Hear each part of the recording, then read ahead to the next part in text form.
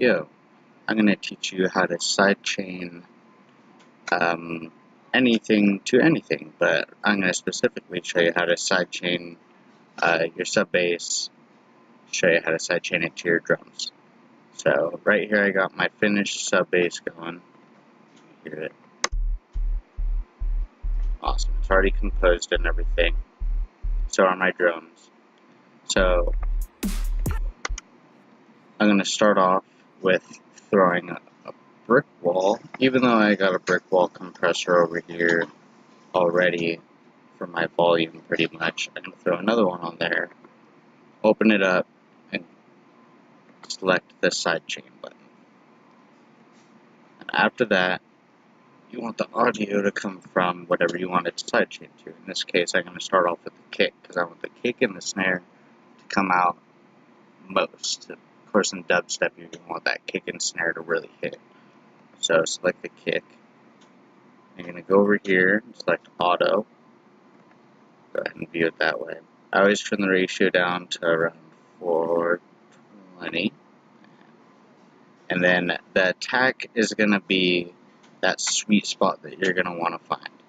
Now, this is your output. You're going to want that to be at 0, because any output control, any volume control you're going to want to do is going to be on this first brick wall compressor. That's really what you're compressing and doing volume control with. So after that, you don't want it to affect necessarily the volume output.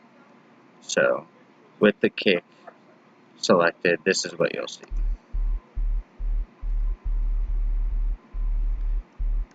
You'll see when the kick hits, and if go ahead and solo the drums so you can actually hear it. Now that's not affecting the volume very much at all. We're going to want to turn this attack up. That way it's more of a dip. It takes longer to dip down that way. It's not just a really fast dip, it's just too fast. So you want to turn this up. Like I said, you're going to want to find that sweet spot. To be honest, you're going to want to compress it a lot so it really shines through. And you can see how fast it dips down and comes back up, and that's how you're going to control that, is right here.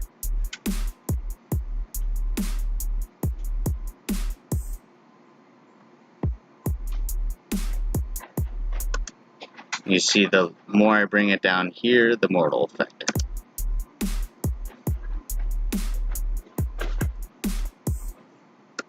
Awesome.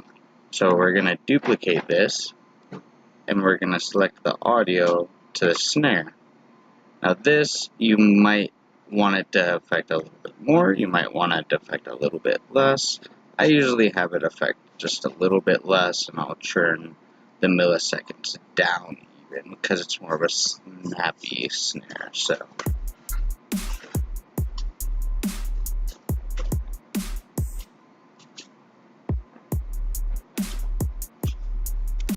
just right there, you can see the levels dipping up and down in reaction to your kick and snare. Now, what I also do is I copy these both over to my bass group.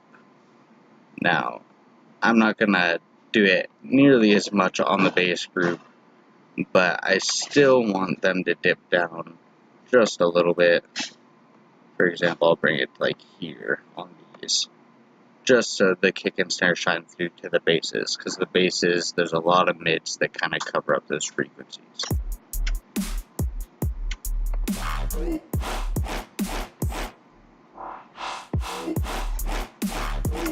Now with this, you kind of want to hear the drums really come through without having to hear it affect your bass sounds too much. So go ahead and find the sweet spots on that as well.